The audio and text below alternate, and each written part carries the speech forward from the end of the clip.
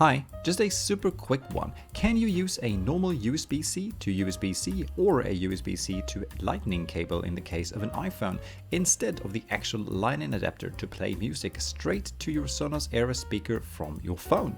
Let's find out.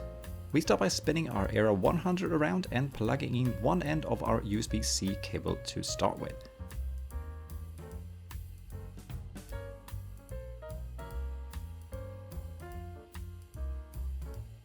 And then the other end into our Android phone. And nothing. The phone is charging though, but that is about it. The speaker does not seem to be recognizing any music playing capabilities from our phone. So what about an iPhone then? Same here, we start by plugging in the USB-C cable in the speaker and then the Lightning cable into our iPhone. And nope. Same here, the phone is charging, but that is it.